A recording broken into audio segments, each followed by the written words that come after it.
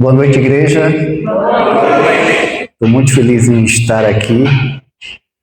Agradeço a Adiel, não apenas como um dos anciões desta igreja, mas também pela amizade, por estar proporcionando mais um privilégio que eu tenho de ocupar esse lugar santíssimo para estudarmos juntos a palavra de Deus. É prazeroso estar aqui e que Deus continue sendo louvado e que a palavra de Deus possa novamente tocar em nossos corações.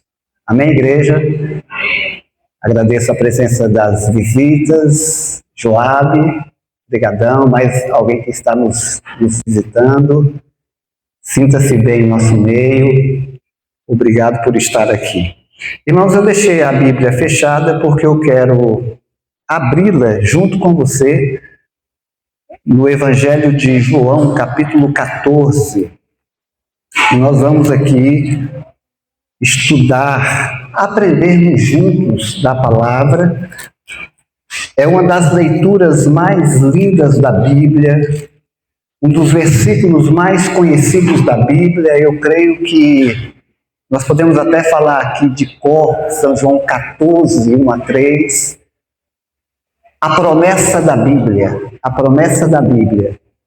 a mais importante promessa da Bíblia, São João 14, 1 a 3. Assim que você encontrar, fique à vontade para dizer amém. Amém? Se posso começar a leitura, diga amém. Aqui Jesus conforta os seus discípulos. Não se turbe o vosso coração. Credes em Deus, crede também em mim. Na casa do meu Pai há muitas moradas. Se não fora assim, eu vos teria dito, pois vou preparar-vos lugar. E quando eu for e vos preparar lugar, voltarei e vos receberei para mim mesmo, para que onde eu estou, estejais vós também. Irmãos, nós vamos agora para um outro texto, Apocalipse capítulo 21. Nós vamos estudar São João 14 e Apocalipse capítulo 21. Eu creio que não será possível ler todo o capítulo, mas eu quero ler aqui alguns versos. Amém, igreja? Amém. Ouço folhear das páginas da Bíblia. Aqui fala sobre o novo céu e a nova terra. Vamos até o verso 5, tá bom? Depois eu vou pular alguns versos, né? Nós não vamos ler todo o capítulo. Mas diz assim: vi novo céu e nova terra, pois o primeiro céu e a primeira terra passaram e o mar já não existe.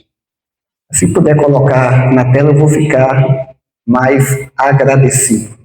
O verso 2: vi também a santa cidade, a nova Jerusalém, que descia do céu, da parte de Deus, ataviada como noiva, adornada para o seu esposo. Então ouvi grande voz vinda do trono, dizendo: eis o tabernáculo de Deus com os homens. Deus habitará com eles, eles serão povos de Deus, e Deus mesmo estará com eles. Ele enxugará dos olhos toda lágrima, a morte já não existirá, não haverá luto, nem pranto, nem dor, porque as primeiras coisas passaram. A partir do versículo 9 em diante, fala sobre a nova Jerusalém. Mas eu estou indo para o verso 12, tá certo? O verso 12, falando sobre a nova Jerusalém. Diz que tinha grande e alta muralha, 12 portas, e junto às portas 12 anjos. E sobre ela nomes escritos, que são os nomes das 12 tribos dos filhos de Israel. 3 portas se achavam a leste, 3 a oeste, 3 ao norte e 3 ao sul. A muralha da cidade tinha 12 fundamentos, e estavam sobre estes os 12 nomes dos 12 apóstolos do Cordeiro. Aquele que falava comigo tinha por medida uma vara de ouro para medir a cidade, as suas portas e a sua muralha. A cidade é quadrangular, de comprimento e largura iguais, e mediu a cidade com vara, até 12.000 estádios. O comprimento, largura e altura são iguais. Caminhando para o final aqui, versículo 23. A cidade não precisa nem de sol nem de lua para lhe dar em claridade, pois a glória de Deus a iluminou, e o Cordeiro é sua lâmpada. Amém, igreja? Depois você pode ler todo o texto para você poder lembrar da beleza da Nova Jerusalém. Vamos orar mais uma vez. Santíssimo Deus, eterno Pai, a Tua palavra foi aberta, lida, e obrigado porque ela se renova a cada instante. Isso quer dizer, Senhor, que temos muita coisa para aprender, mas que possamos não apenas aprender, mas guardar em nosso coração. Que eu seja o Teu instrumento, e que o Teu nome continue sendo honrado e glorificado. Te pedimos, em nome de Jesus. Amém. Irmãos, voltando para São João, capítulo 14. Eu quero falar um pouco, quero lembrar aos irmãos, porque nós temos a promessa, né? A promessa de São João 14. Mas eu quero lembrar um pouco sobre quem fez a promessa. Eu tenho alguns textos aqui da Bíblia, não é um estudo bíblico, mas é um sermão. Mas eu quero que você vá juntando as informações. E antes, irmãos, de a gente começar a falar um pouco sobre o tema, eu quero dizer para você que a Bíblia não diz que nós devemos nos preparar para a volta de Jesus. Eu creio que você não entendeu errado. A Bíblia não diz que nós devemos nos preparar para a volta de Jesus. A Bíblia diz que nós devemos estar preparados. Irmãos, essa pequena diferença no tempo pode fazer a diferença entre a vida eterna e a morte eterna. Irmãos, quando a gente vai falar sobre o céu, sobre o lugar que Jesus foi preparar. O título do sermão é Vou Preparar-vos Lugar. E eu estou com saudade de pregar sobre o Novo Testamento, porque quem me acompanha sabe que eu acho que os últimos sermões são textos do Antigo Testamento. Então você que me acompanha, você vai perceber que nós vamos falar hoje sobre o Novo Testamento. E eu sou um pregador prolixo. Eu tenho dificuldade, irmãos, com o tempo. Mas falar sobre o céu é algo tão maravilhoso, é algo tão assim prazeroso, irmãos, que quando eu estava preparando esse sermão, eu tive a seguinte ideia: eu gostaria que você, nesse momento, esquecesse de tudo e lembrasse do céu. Você tem parado para lembrar do céu? Talvez se eu perguntasse, na semana que passou, você parou um determinado tempo para lembrar do céu? Para lembrar daquilo que Deus tem preparado? Irmãos, quem fez a promessa? Quando você vai em Coríntios 2,9, na segunda epístola, eu quero falar um pouco, eu quero lembrar um pouco, para você entender que essa promessa, ela é verdadeira, Porque, segundo Coríntios 2, verso 9, eu gostaria que fosse projetando na tela o texto, nós não vamos ler na Bíblia, são textos conhecidos, mas lá diz que, porque está escrito, nem olhos viram, nem ouvidos, nem penetrou no coração humano aquilo que Deus tem preparado para aqueles que o amam. Interessante que esse verso começa assim, está escrito. Na verdade, o apóstolo Paulo está fazendo uma referência, irmãos, a Isaías 64, verso 4. Isaías 64, verso 4, fala sobre essa promessa que Deus fez. E o verso é muito parecido, né? Isaías 64, verso 4. Esse verso a gente vai ler. E ele diz assim: porque desde a antiguidade não se ouviu, nem com os ouvidos se percebeu, nem com os olhos se viu, Deus além de ti, que trabalha para aqueles que nele esperam. Quando Jesus fala assim, não se turbe o vosso coração, credes em Deus, crede também em mim. Jesus está dizendo o seguinte, na casa do Pai, São João capítulo 14, está dizendo que Jesus é o Filho de Deus. Quem está fazendo a promessa é Jesus, o Filho de Deus. Mas em Coríntios 2,9 diz assim, os olhos não conseguem ter noção daquilo que Deus preparou. Jesus, irmãos, é Deus. Jesus é Deus.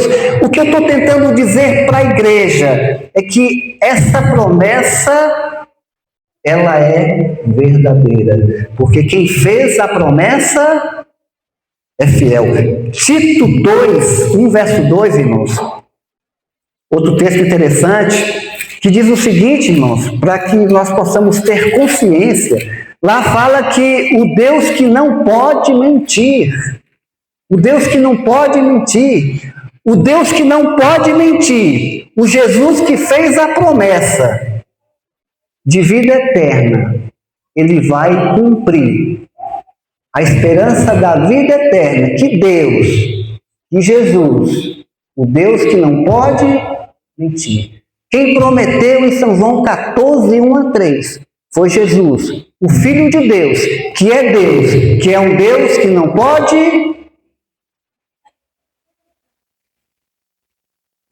Irmãos, o céu é uma realidade. Eu vou ouvir muitos améns hoje, irmãos. Eu creio que sim. Eu estou dizendo, Joel, que o céu é uma realidade. Por quê? Porque quem prometeu foi o Filho que é Deus, que não pode ir, que nos deu a esperança da vida eterna. Irmão, Pedro 3,12 diz assim, que nós, segundo a sua promessa, a promessa de João capítulo 14, nós aguardamos novo céu e nova terra, nos quais habita, segundo a sua promessa. A promessa de quem? Feita em São João capítulo 14, 1-3. Na casa do meu Pai há muitas, pois eu vou preparar-vos lugar. Irmãos, então, falando de quem fez a promessa, eu já tenho uma informação sobre o céu. A informação que eu tenho sobre o céu é que o céu é uma realidade. Irmãos, mas o que é o céu? São João 14, 1-3. Na casa do meu Pai há muitas moradas. Irmãos, Salmo 33, 13-14, fala que o céu é a morada de...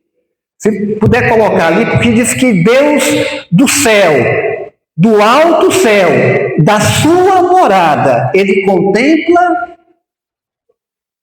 os seus filhos. Vê todos os filhos dos homens. Verso 14.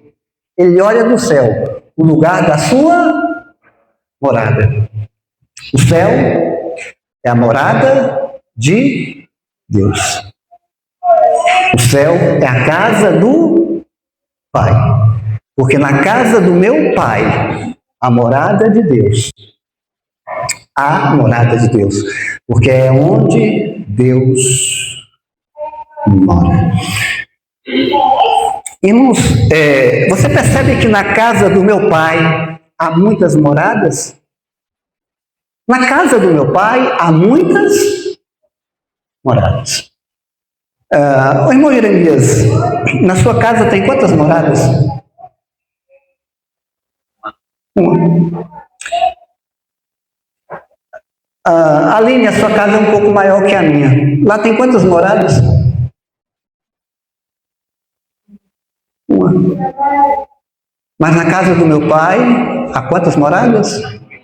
Irmãos, qual é o nome que se dá a um local geográfico em que se tem muitas moradas? Um espaço amplo, geográfico, né? Assim, amplo, espaçoso, que tem muitas moradas. Segundo o texto que nós lemos, cidade. A igreja está entendendo? O céu é uma. E qual é o nome dela? Qual é o nome da cidade, irmãos? Nova Jerusalém. Apocalipse 21. Vi novo céus e nova terra. Irmãos, a morada de Deus, ela tem um nome. Se chama Nova Jerusalém. Interessante, irmãos, que quando você lê aqui, capítulo 21, diz assim: a santa cidade. Você lembra, irmãos, quando... Vou fazer uma pergunta para a igreja. O que torna um lugar santo? A presença de Deus. Você entende por que é santa cidade? Porque é a casa de meu Pai, é a casa de Deus. Você lembra quando Deus chama Moisés? Você lembra, na fornalha? E Moisés então tira os pés, o chamado ali, a sarça ardia, mas lembra do texto? Êxodo capítulo 3. Moisés tirou a sandália porque o local em que ele estava era a terra santa.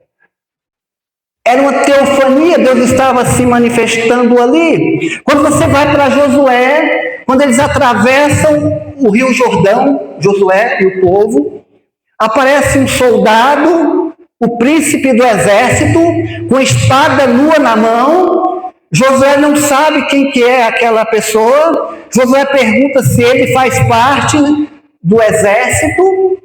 Uma outra teofania. Jesus. E o que Josué faz naquele momento?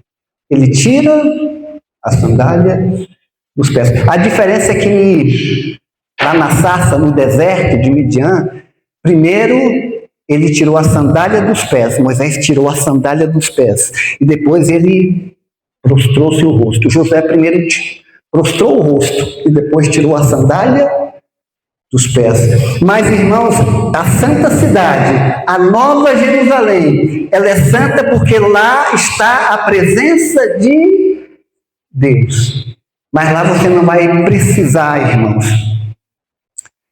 Moisés temeu olhar para Deus. Mas lá você vai ter o prazer de ver a face do Pai. Amém. Eu já sei que a cidade é santa. Eu já sei que ela tem um nome. Ela é santa porque é a morada de Deus. Eu já sei que ela tem um nome, Nova Jerusalém. Eu também sei que ela é perfeita. Sabe por que eu sei? Porque Hebreus capítulo 11 diz que Abraão, falando sobre os heróis da fé, falando sobre Sara e Abraão, eles aguardavam uma cidade do qual Deus é o seu construtor. Está em Hebreus capítulo 11. Deus é o seu construtor. Deus é o seu edificador. Irmão, se Deus é o construtor da cidade, se Deus é o edificador da cidade, a cidade, ela é perfeita. Amém, igreja? Amém. Você está começando a imaginar o céu, irmãos? Um lugar onde você vai ver a presença de Deus.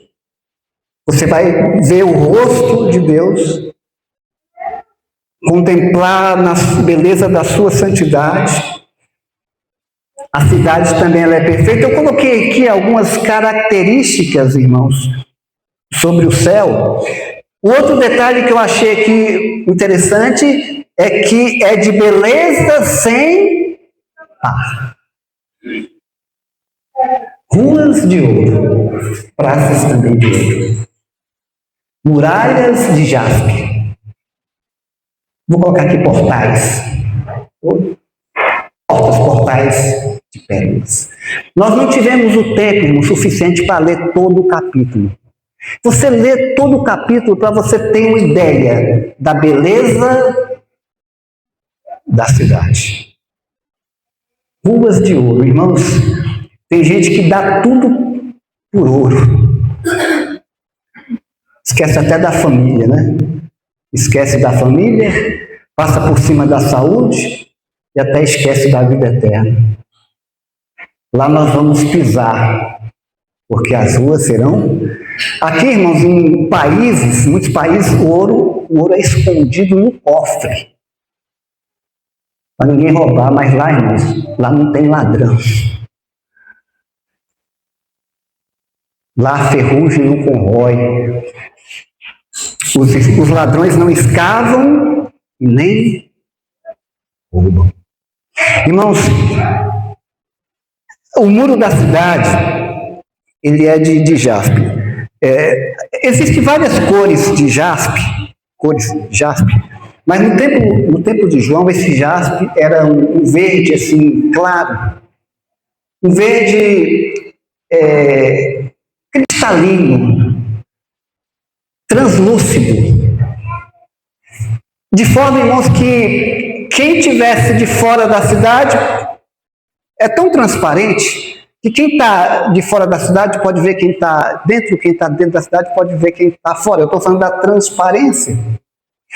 Irmãos, é um verde claro, transparente. Eu estava dando uma olhada aqui, irmãos, porque a Bíblia fala o tamanho. É claro que Apocalipse ele é um livro simbólico, mas não há por que não acreditar que essa medida aqui, porque é medida de homem. Você leu? É medida de homem aqui. 2.200 metros a largura da cidade. É uma cidade quadrada. 2.200 metros, irmãos, é como São Paulo a Salvador. Só que eu quero lembrar que tem curva, né? E aqui não, ela é quadrada. 2.200 quilômetros, largura, comprimento. E tem a mesma altura. Então, irmãos, não fique preocupado com superlotação, porque esse território, só o território só, ocuparia México, Estados Unidos, Canadá, caberia 10 Franças e 20 Inglaterras. Então lá não vai ter problema de superlotação. Irmãos, 2.200 metros de altura. Daria, irmãos, para colocar aqui andares, 600.000 andares. Você imaginou? Você entra no elevador, qual andar você quer ir? Você imaginou? Mas não imagine, irmãos. Porque as ruas são em forma de caracóis que levarão até o trono de Deus, que fica lá em cima. você não está achando que você vai pegar um elevador, né, irmãos? Os que esperam no Senhor sobem como asas. Você não vai cansar, né, irmãos? Porque não cansaria. Mas para quem andando, irmão, se você pode voar? Amém, igreja? Amém. Um lugar santo. Um lugar que tem espaço para todo mundo. Um lugar de beleza sem par. 63 metros de muro. Verde translúcido. Praças e ruas de ouro. Muralhas. 12 muralhas. Em cima das muralhas tem o nome das tribos de Israel. Você vai entender. E tem também as portas, né? Porque tem as muralhas e as portas.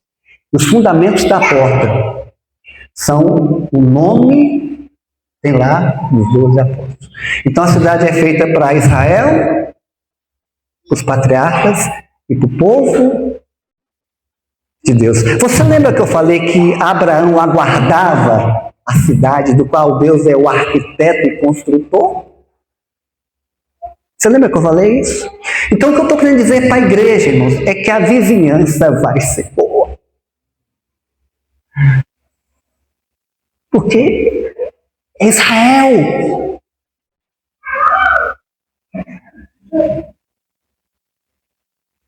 Abraão é o pai dos hebreus. Você está guardando a cidade, irmão?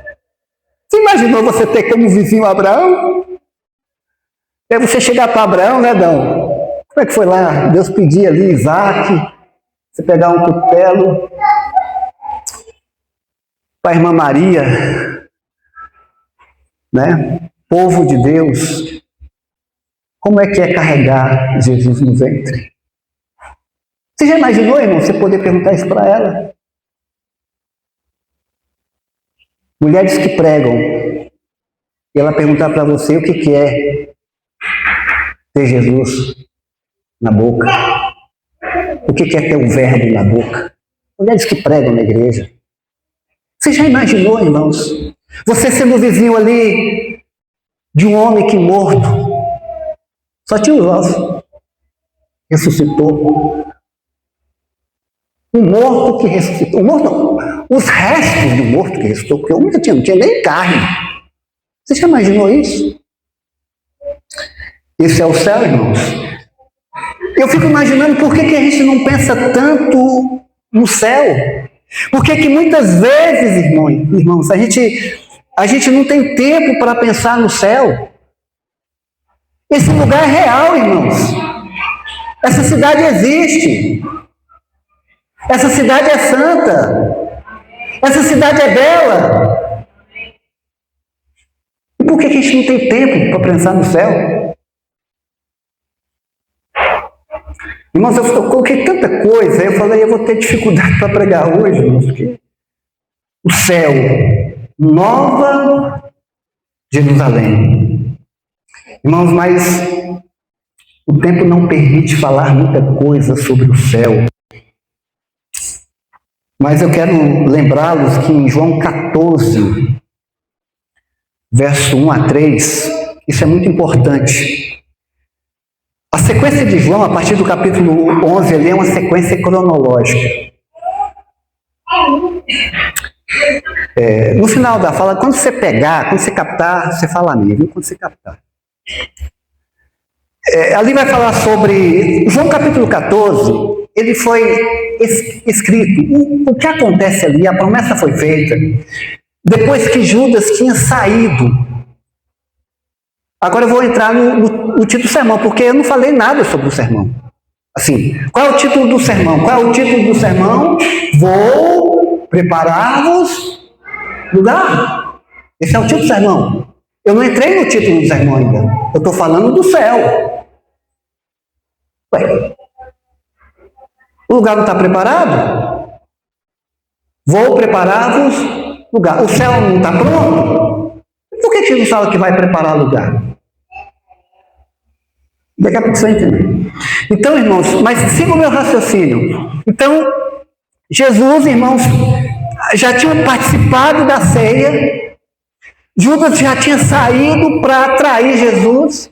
E Jesus agora está dizendo o seguinte: olha, eu vou preparar-vos lugar. Ou seja, Jesus estava na véspera da sua morte. E Jesus ainda se preocupou com os discípulos. E o que eu acho interessante, irmãos, é que quando você vai para o capítulo 14, que foi o capítulo lido, e aí você vai perceber que o capítulo 15 vai falar sobre o Espírito Santo, a videira e os ramos, né? A missão do Consolador, e o capítulo 17. Tudo acontece na quinta-feira. Diz assim, vai aparecer a palavra glorificação. E aqui o texto vai dizendo o seguinte: Pai, a minha vontade é que onde eu estou, 17, 24, que aqueles que o Senhor me deu, aqueles que o Senhor me deste, estejam comigo, para que vejam a minha glória.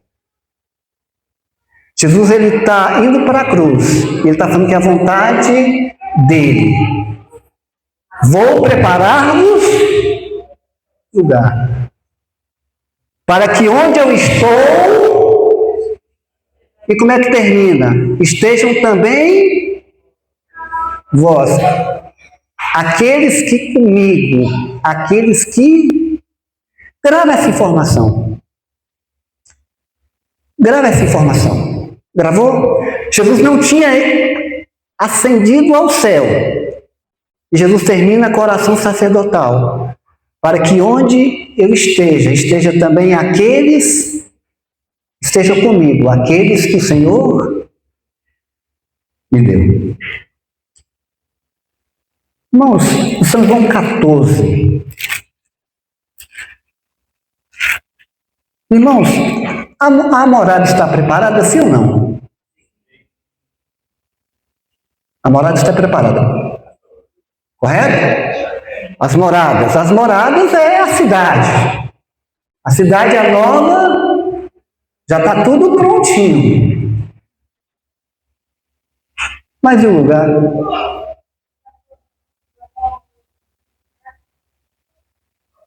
Vou preparar-vos um lugar. Irmãos,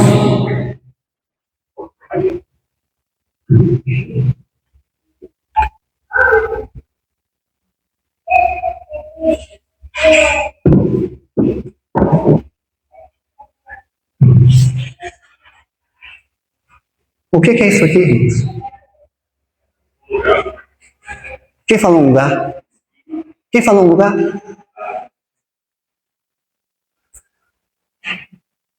Agora estou entrando no sermão. Alguém devia... É uma cadeira. Isso é um lugar.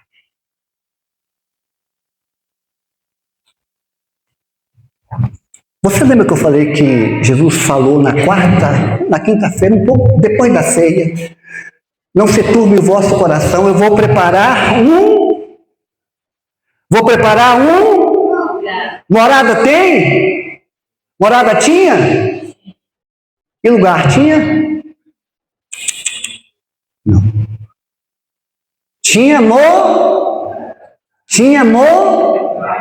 mas quando Jesus falou, tinha lugar? Não, irmão, não. Você não vai chamar Jesus de mentiroso, né, irmão?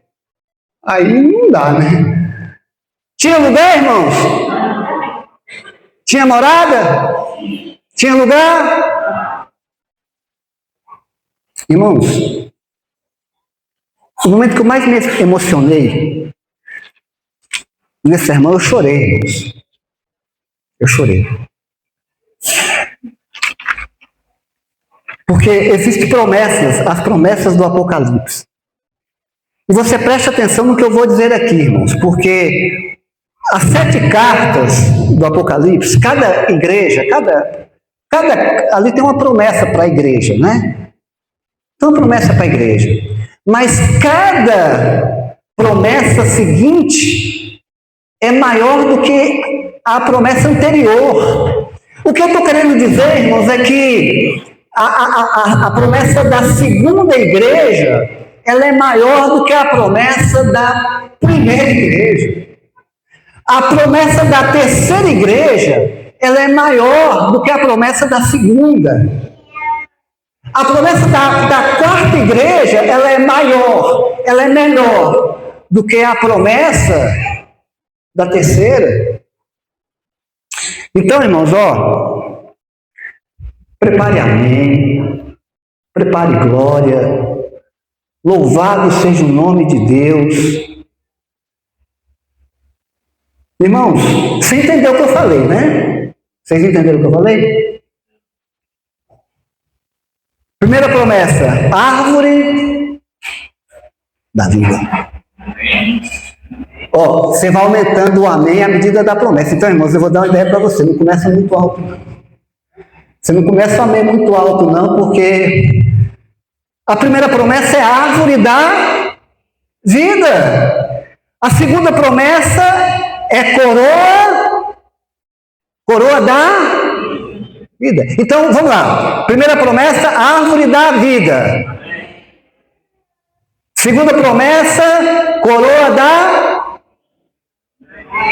O amém tem que ser mais forte, irmãos. Terceira promessa, maná escondido e um novo nome. Amém, irmãos? Quarta promessa, autoridade sobre as nações e ainda estrela da... Quinta promessa, vestiduras. Sexta promessa, coluna do santuário.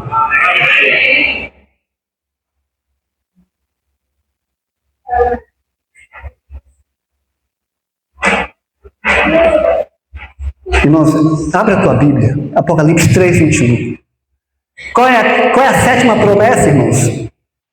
Então você já sabe que a sétima promessa é a maior de todas.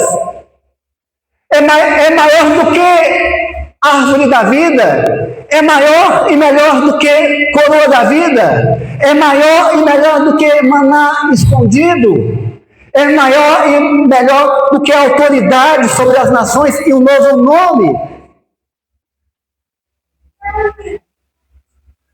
Qual que é a sétima promessa, irmãos? Sentar-se aonde? Ao vencedor. Sentar-se aí no meu lugar. Você fala tudo no seu lugar. Sentar-se aí no meu...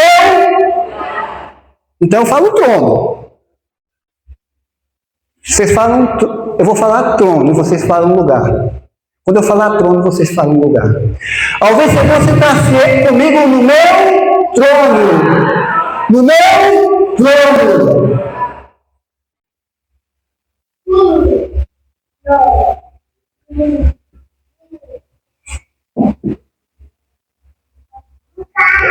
Sabe por que isso me emociona? Jesus ainda não havia sido glorificado. Assim como eu também venho. Jesus já tinha vencido, irmãos, na quarta-feira, na quinta-feira, ele já tinha vencido. Ele já tinha vencido, igreja. O lugar estava pronto.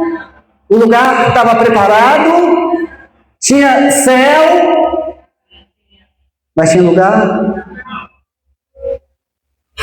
Está entendendo, igreja? Não tinha lugar. Porque Jesus ainda não tinha vencido. Jesus chegou para o Pai e falou assim: ele venceu a igreja. Ele ressuscitou a igreja. Ele ascendeu ao céu a igreja. Os 2 anjos que tiveram presente, aqueles anjos lá que estavam Lembra da história de Maria lá que foi, né? Tinha 2 anjos ali, irmãos. Esses 2 anjos foram os mesmos que ascenderam ao céu com Jesus 40 dias depois da sua ressurreição. Os anjos mais poderosos do céu. Salmo, capítulo 24, irmãos. Sabe a tua Bíblia, Salmo 24?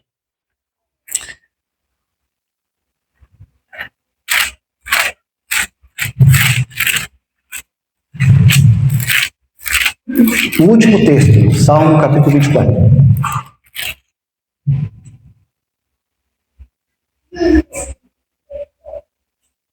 Jesus chega para o Pai e fala assim: Pai, ele foi assunto ao céu, subiu ao céu. Eu vou voltar nisso aqui ainda. O fechamento do sermão é isso. Ele chega assim: Pai,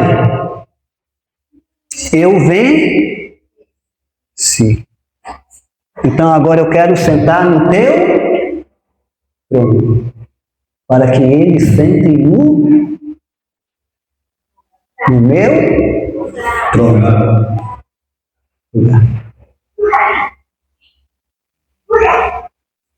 Pai, eu venci. Tenho pedido, tenho autoridade. Pai, trono é lugar, trono é lugar. Pai, eu vou sentar no seu, deixa eu sentar no seu trono, Pai, para que eles sentem no meu lugar. É maravilhoso isso, gente. Salmo 24. Jesus, irmãos, ele vai para o céu 3 vezes, né? Assim, ele vai a primeira vez, Maria queria tocá-lo, lembra? Não me toques, porque ainda não me detenhas, porque ainda não fui ao Pai. Não me toques. Jesus vai ao céu a primeira vez, irmãos, para saber se o seu sacrifício foi aceito pelo Pai. Ele vai sozinho. Depois que ele foi, os discípulos puderam tocar. Lembra de Tomé? Lembra que ele comeu pão e peixe? Qual é desse passado, irmãos? Jesus volta para o céu. E agora esses mesmos 2 anjos ascendem junto com Jesus. E mais os salvos, os mártires salvos, que ressuscitaram juntamente com ele na sua ressurreição. Só que a primeira vez, irmão, Salmo 24, por favor, verso 7 diz assim, pode colocar na tela, eu vou seguindo aqui, mas coloca na tela. Levantai-vos, portas, as vossas cabeças. Levantai-vos, ó portais eternos, para que entre o Rei. Quem é o Rei da Glória, irmãos? Versículo 8. O Senhor forte, o Senhor poderoso essa parte já se cumpriu. Sabe quando se cumpriu isso aí? Quando ele foi para o céu a segunda vez.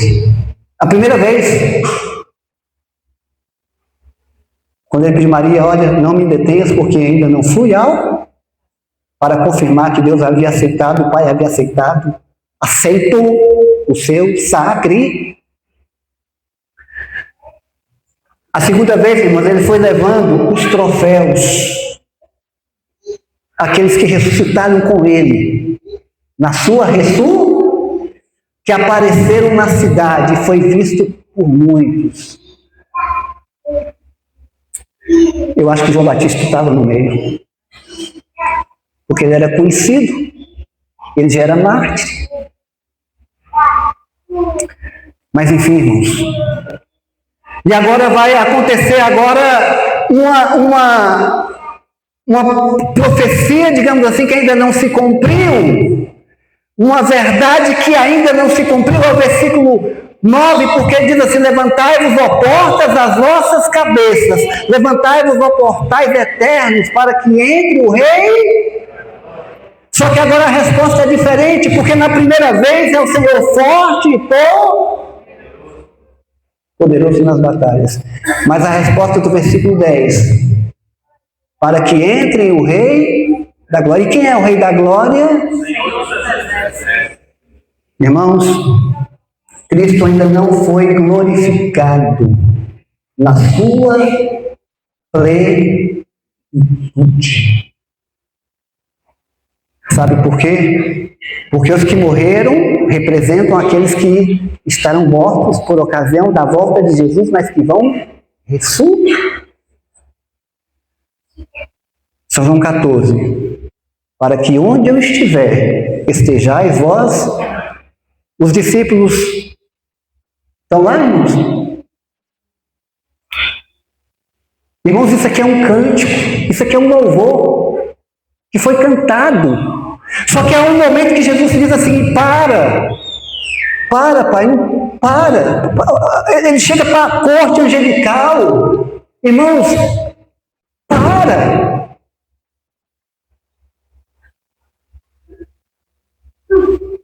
Irmãos, nós ainda não estamos lá. Está entendendo, igreja? Um grupo foi representando aquele grupo de mortos que irão, mas que não foram. Tem os vivos que não passarão pela morte, que irão, mas não foram.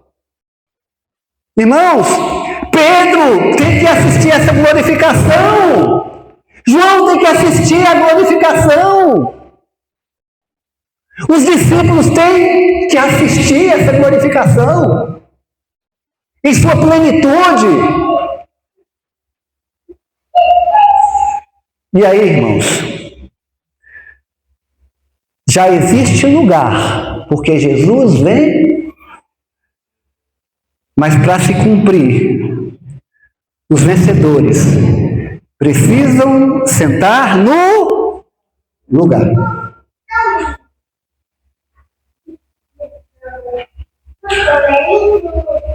Fico imaginando, irmãos.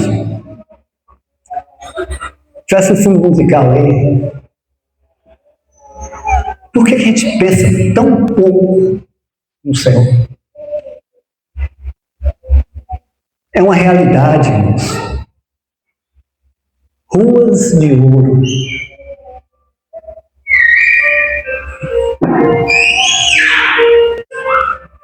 Mas Jesus fala assim, ó, para que onde eu estiver, estejais vós também. O céu é Jesus, irmãos. Sabe por quê? Para que mar de cristal sem Jesus? Para que ruas de ouro, irmão, sem Jesus? Porque a árvore da vida, irmão, sem Jesus?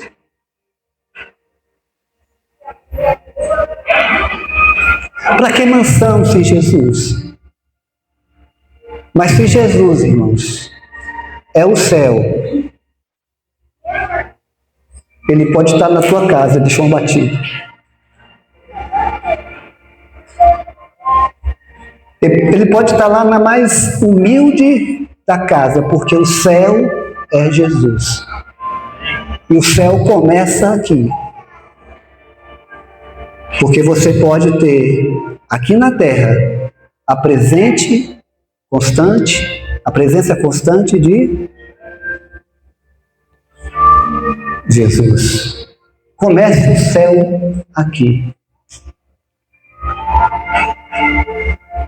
Mas a Bíblia não ensina que nós devemos nos preparar. Ela ensina que devemos estar preparados. Que possamos mais pensar no céu. Que possamos mais, irmãos, desejar o céu. João 3, Pedro 3, onde fala assim, esperamos novo céu e nova terra, né? Nos quais habita a justiça, segundo a sua promessa, a promessa de São João 14, 3. Mas o versículo 11 diz assim, esperando e aguardando, esperando e apressando. Não basta só esperar, que não tem como apressar sem primeiro se preparar.